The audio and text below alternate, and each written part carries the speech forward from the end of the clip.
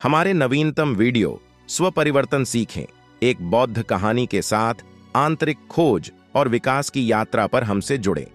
बौद्ध धर्म की गहन शिक्षाओं का अन्वेषण करें, क्योंकि हम उस कालातीत ज्ञान को उजागर करते हैं जो व्यक्तिगत परिवर्तन और विकास को प्रेरित कर सकता है।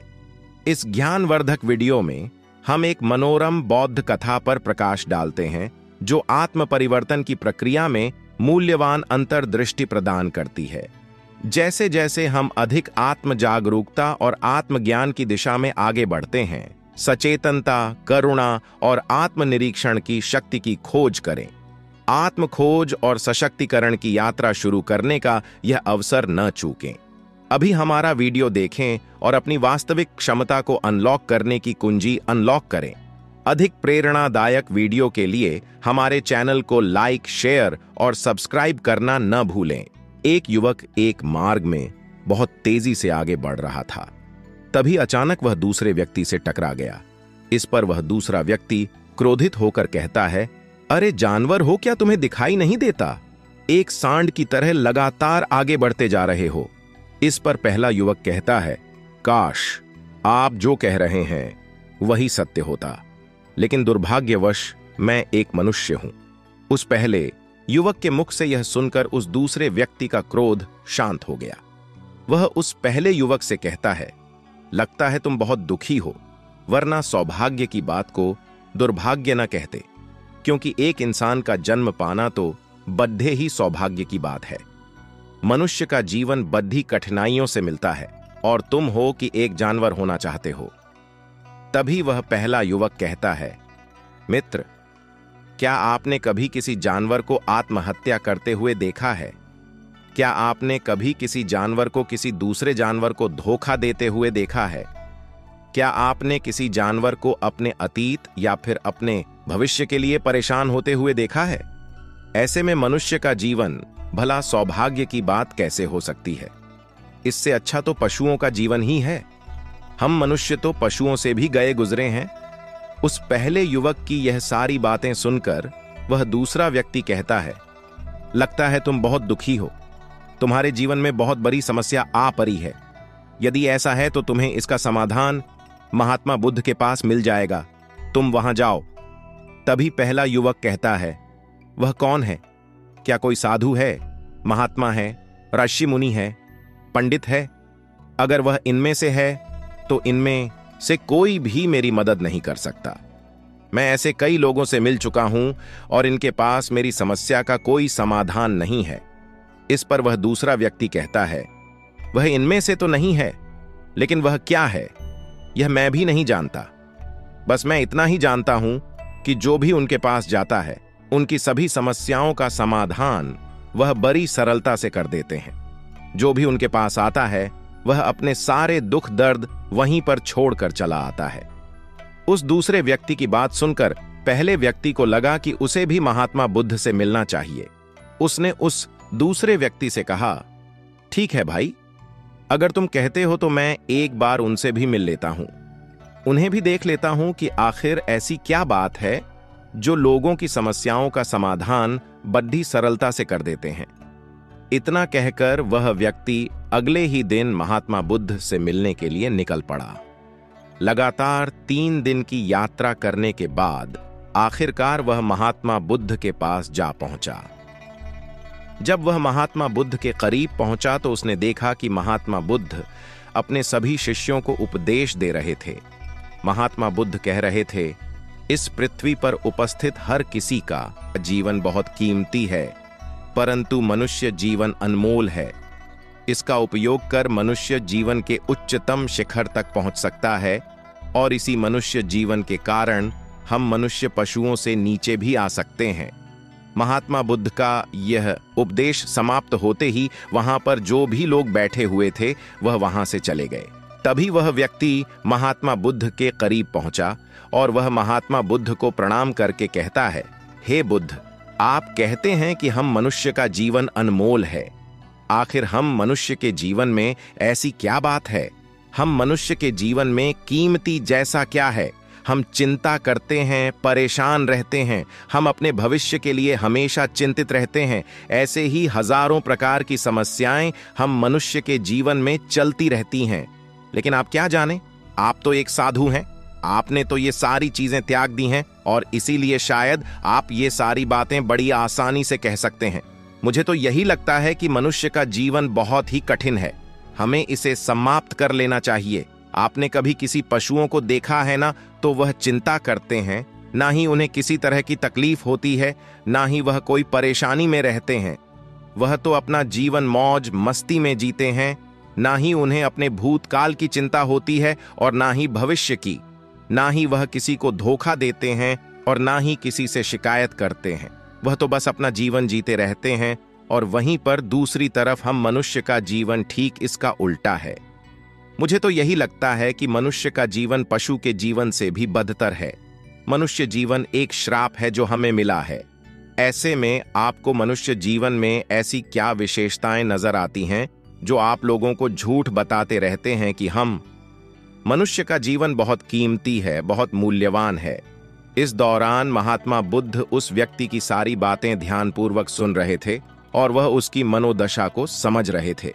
आखिर में महात्मा बुद्ध मुस्कुराते हुए उस व्यक्ति से कहते हैं, भंते, तुम अपने जीवन के संघर्षों से भाग रहे हो।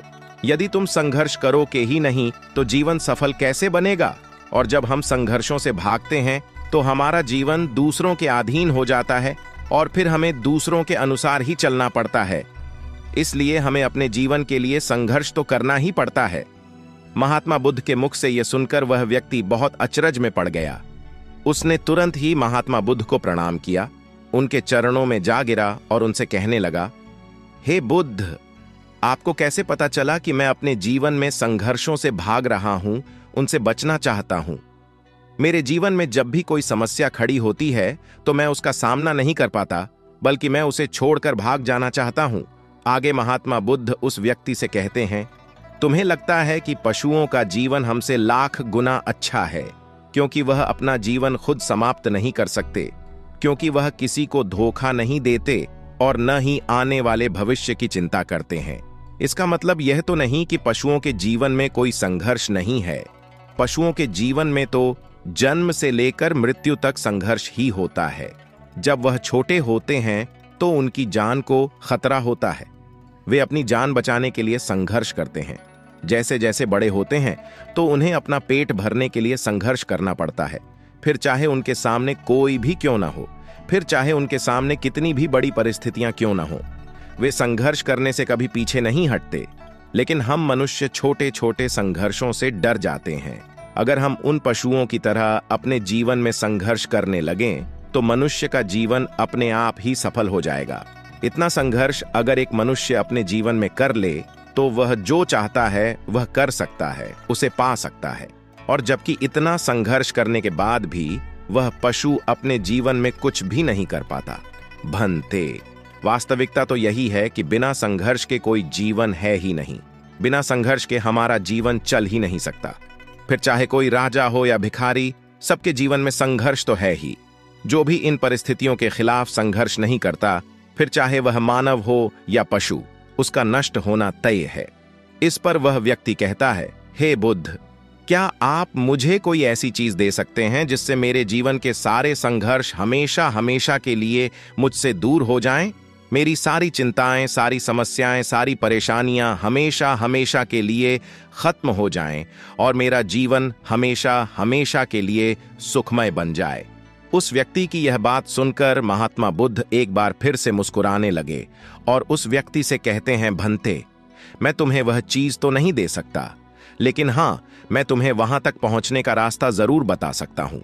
यदि तुम वहां तक पहुंचने का संघर्ष कर लो तो तुम वहां तक पहुंच ही जाओगे और तुम्हें वह चीज मिल जाएगी। लेकिन मेरी एक बात और याद रखना कि इसका अर्थ यह भी नहीं है कि इसके बाद से तुम्हारे जीवन में परेशानियां या फिर समस्याएं आनी बंद हो जाएंगी।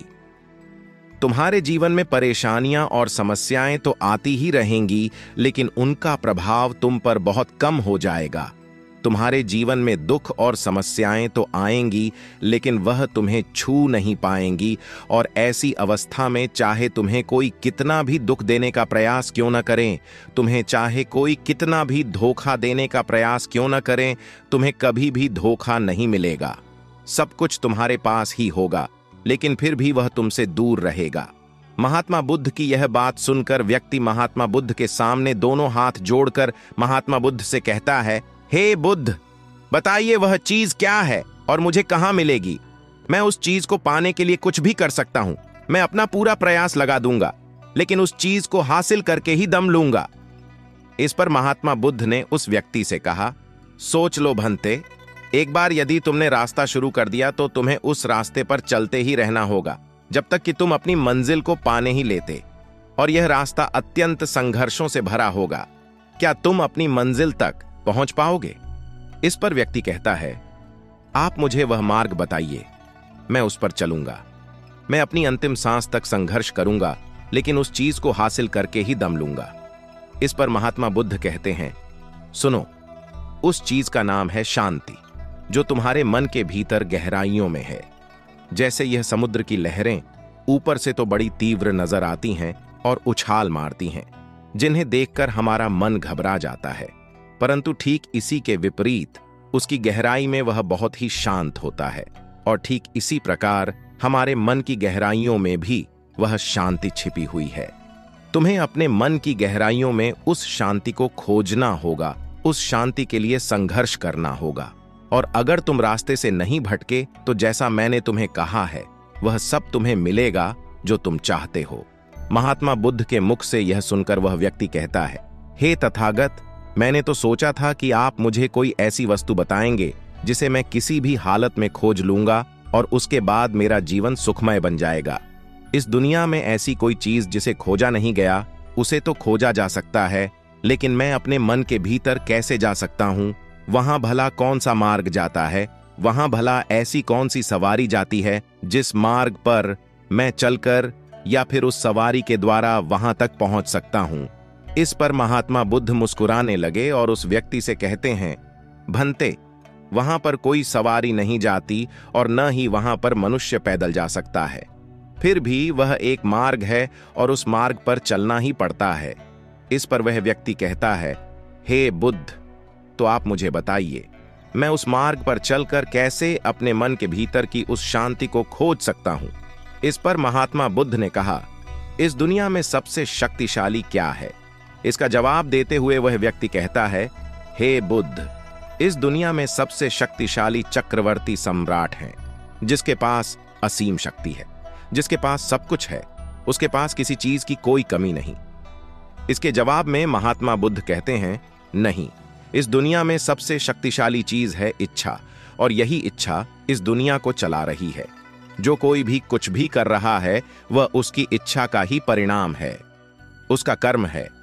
सब कुछ उसकी इच्छा के अनुसार ही चल रहा है।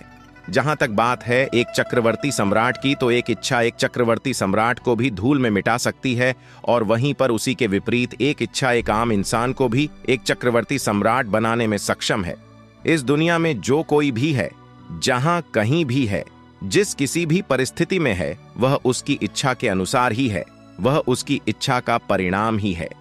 अपनी इच्छा के बल पर मनुष्य इस जीवन में कुछ भी कर सकता है, लेकिन एक वास्तविकता यह भी है कि मनुष्य अपनी इच्छा पर नियंत्रण नहीं कर पाता, जिस कारण उसके जीवन में वह सब भी घटित होता रहता है जिसकी वह चाहत नहीं रखता।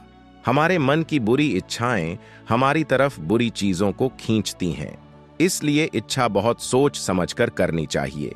हमें अपने जीवन में क्या चाहिए, यह केवल हम अपनी इच्छा से ही निर्धारित कर सकते हैं। इस पर वह व्यक्ति कहता है, हे बुद्ध, तो क्या मैं अगर यह इच्छा करूं कि मुझे अपने मन की भीतर की शांति मिल जाए, तो क्या वह मुझे मिल जाएगी? तभी महात्मा बुद्ध कहते हैं, भंते, इस दुनिया में सबसे शक्तिशाली इच्छा अवश्य ही है, परंतु फिर भी मनुष्य न जाने अपने जीवन में तरह तरह की इच्छाएं पालता है, लेकिन वह सारी इच्छाएं उसकी पूर्ण नहीं हो पाती। जानते हो क्यों? क्योंकि उस इच्छा को पूरा करने के लिए एक और चीज की आवश्यकता पड़ती है, और वह एक चीज की कमी मनुष्य के जीवन में हमेशा बनी रहती है। क्या तुम उसके बारे में जानते हो? इस पर वह व्यक्ति कहता है, नहीं बुद्ध, मैं नहीं जानता वह क्या चीज है। तभी महात्मा बुद्ध कहते हैं, भन्ते संकल्प।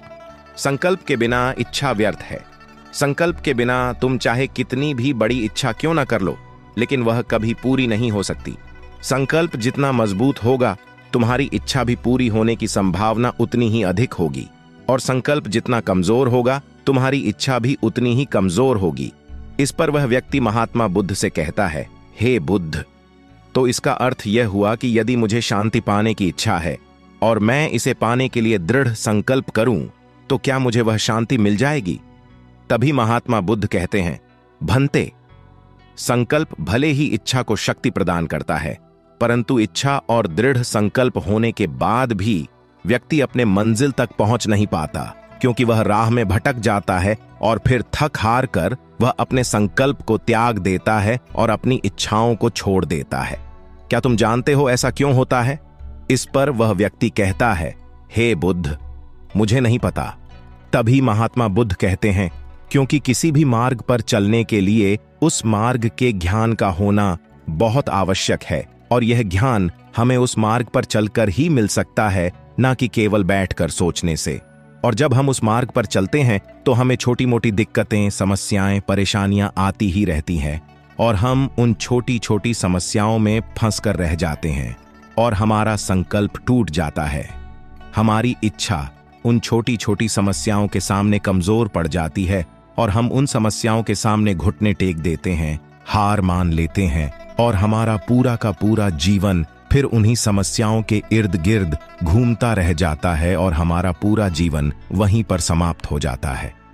इस पर व्यक्ति कहता है, हे बुद्ध, मैं आपकी बातों को समझने का बहुत प्रयास कर रहा हूं, लेकिन मुझे आपकी सारी बातें समझ नहीं आ रही। कृपया करके आप मुझे साफ और स्पष्ट तौर पर समझाने का प्रयास करें। तभी महात्मा बुद्ध ने उस व्यक्ति से कहा, भन्ते, मान लो कि तुम्हें किसी गांव में जाना है और वहां पर किसी व्यक्ति से मिलना है, और तुमने यह दृढ़ संकल्प किया है कि तुम उस व्यक्ति से मिलकर ही रहोगे। तुमने अपना सफर तो शुरू किया, लेकिन काफी वर्षों के प्रयास के बाद भी न तो वह गांव खोज पाए और न ही उस व्यक्ति से मिल पाए। तो ऐसे में क्या हुआ? इसके जवाब में वह व्यक्ति कहता है, हे बुद्ध, भला ऐसा कैसे हो सकता है? यदि मैं जीवित हूं और वह व्यक्ति भी जीवित है जिससे मैं मिलना चाहता हूं, और मुझे वह गांव पता है, तो मैं उससे अवश्य ही मिल लूंगा। तभी महात्मा बुद्ध कहते हैं, भन्ते, तुम्हें उस गांव का नाम पता है और तुम्हें जिसे मिलना है उसका नाम भी तुम्हें पता है, पर तुम्हें यह नहीं पता कि गांव किस दिशा में है। तो ऐसे में तुम कौन सा मार्ग पकड़ेंगे और किस मार्ग पर आगे बढ़ेंगे? यदि मान लो कि तुमने किसी विपरीत मार्ग को पकड़ लिया, तो क्या वह तुम्हें उस गांव तक ले जाएगा? क्या वह तुम्हें उस व्यक्ति तक मिला पाएगा? इस पर वह व्यक्ति कहता है, हे बुद्ध, इस अवस्था में तो यह कार्य बिल्कुल भी असंभव होगा। इस पर महात्मा बुद्ध मुस्कुराते हुए उस युवक से कहते हैं, भन्ते, मैं कब से यही तुम्हें समझाने का प्रयास कर रहा हूं। हमारी इच्छा, संकल्प होने के बाद भी हमें सही मार्ग का ज्ञान होना आवश्यक है। शांति को खोजने का जो मार्ग है वह ध्यान, और ध्यान भीतर होता है, बाहर नहीं। जब तुम अपने भीतर की शांति को खोजने के लिए ध्यान के मार्ग पर आगे बढ़ो कि अपनी इच्छा की पूर्ति के लिए तुम उस मार्ग पर आगे की ओर बढ़ते चलोगे, तो हो सकता है कि तुम्हारी राह में छोटी छोटी मुसीबतें, दिक्कत या तकलीफ आए, लेकिन तुम्हें उन समस्याओं का सामना करना ही पड़ेगा। तुम्हें उनसे लड़ना होगा, उनसे संघर्ष करना ही होगा, क्योंकि वह मार्ग तुम्हारे लिए बिल्कुल नया है। और पहली बार जब हम किसी मार्ग पर आगे बढ़ते हैं तो हमें यह नहीं पता होता कि अगला पड़ाव क्या होगा और आगे कौन सी कठिनाइयां आने वाली हैं। हमें तो वहां पर जाने के बाद ही पता चल पाएगा। वहीं पर दूसरी तरफ जो मनुष्य इन छोटी छोटी दिक्कतों में नहीं फंसता, वह अपने संकल्प पर दृढ़ बना रहता है। अपने जीवन में वह सब कुछ पा लेता है जो वह चाहता है, और अपनी मंजिल पर पहुंचकर उसे असीम शांति भी मिलती है। और जब मनुष्य अपने लक्ष्य को प्राप्त कर ही लेता है, तब उसे और कुछ पाने की इच्छा नहीं रह जाती। इसी प्रकार यदि तुम भी केवल मार्ग पर आगे बढ़ते रहो, तो तुम भी अपने मन के अंदर तक पहुंच जाओगे और वहां पहुंचने के बाद तुम्हें किसी चीज की कोई आवश्यकता नहीं पड़ेगी। न ही तुम्हें कोई धोखा दे पाएगा, न ही तुम्हें कोई लूट पाएगा और न ही तुम्हें कोई दुख पहुंचा पाएगा। उस अवस्था में पहुंचने के बाद न ही कोई मोह, न ही कोई चिंता और न ही कोई समस्या रहेगी। तुम उस परिस्थिति से बड़ी सरलता से निकल पाओगे और जब तुम अपने मन की उस शांति को प्राप्त कर लोगे तो तुम एक पशु तो नहीं रहोगे और न ही एक मनुष्य रहोगे, बल्कि तुम मनुष्य से भी और ऊंचा दर्जा प्राप्त कर लोगे और फिर तुम्हें कोई भी दुख कभी छू नहीं पाएगा। फिर तुम्हें किसी चीज की कोई परेशानी नहीं रह जाएगी, नहीं तो भविष्य की चिंता होगी और न ही अपने बीते हुए भूतकाल की। तुम तो बस अपनी शांति में मग्न रहोगे और तुम्हें किसी प्रकार का दुख कभी छू तक नहीं पाएगा। महात्मा बुद्ध की यह बात सुनकर वह व्यक्ति महात्मा बुद्ध के चरणों में गिर पड़ा और महात्मा बुद्ध से कहता है, हे बुद्ध, आपकी सारी बातें सत्य हैं, मैं आपकी सारी बातें समझ चुका हूं, लेकिन फिर भी मेरे मन में एक दुविधा है। मेरे पास क्या ऐसी कोई चीज नहीं रख सकता जिससे मेरी सारी दुख, सारी तकलीफें, सारी कठिनाइयां हमेशा हमेशा के लिए दूर हो जाएं। इस पर महात्मा बुद्ध मुस्कुराते हुए कहते हैं, भंते, यदि तुम बाहरी दुनिया से कुछ अपने पास रखना चाहते हो तो तुम उस शांति को पाने का प्रयास छोड़ ही दो, क्योंकि तुम कुछ ऐसा पाना चाहते हो जिससे तुम्हारी समस्याएं कभी समाप्त नहीं होंगी बल्कि और बढ़ती चली जाएंगी, क्योंकि तुम्हारी समस्याओं का समाप्त होना संभव ही नहीं हो पाएगा। और जानते हो ऐसा क्यों है? इस पर वह व्यक्ति कहता है, हे बुद्ध, पर ऐसा क्यों? इसका जवाब देते हुए महात्मा बुद्ध कहते हैं, भंते, क्योंकि बाहर तो पहले से ही शांति है, चारों ओर केवल शांति ही शांति है। हमें तो बाहर की शांति नजर आती है, लेकिन हमारे भीतर की शांति हमें नजर नहीं आती। और जो शांति हम बाहर की ओर देख रहे हैं वह बाहर नहीं बल्कि हमारे भीतर ही है। इसलिए जब तक तुम अपने अंतर को ठीक नहीं कर पाओगे तब तक तुम बाहर कुछ भी नहीं कर सकते। जब तक तुम्हारे भीतर सब कुछ ठीक नहीं होगा तब तक बाहर कुछ भी ठीक नहीं हो पाएगा। इतना कहकर महात्मा बुद्ध शांत हो गए और वह व्यक्ति महात्मा बुद्ध की बातों पर विचार करने लगा। उसके पास महात्मा बुद्ध के बताए गए रास्ते के अलावा और कोई मार्ग भी नहीं था। उसने दृढ़ संकल्प लिया कि वह अपने भीतर की उस शांति तक पहुंचकर ही रहेगा। उसने ध्यान के मार्ग को अपनाया और आगे की ओर बढ़ने लगा। अब वह व्यक्ति अपनी मंजिल तक पहुंचता है या नहीं, यह तो उसकी संकल्प, उसकी इच्छा शक्ति और उसके मार्ग में लगातार आगे बढ़ने पर निर्भर करता है। उसे यह भी समझ आ गया कि मनुष्य का जीवन पशुओं से बुरा नहीं है, बल्कि उसे जैसा जीवन मिला है वही सही है और उससे वह और बेहतर कर सकता है।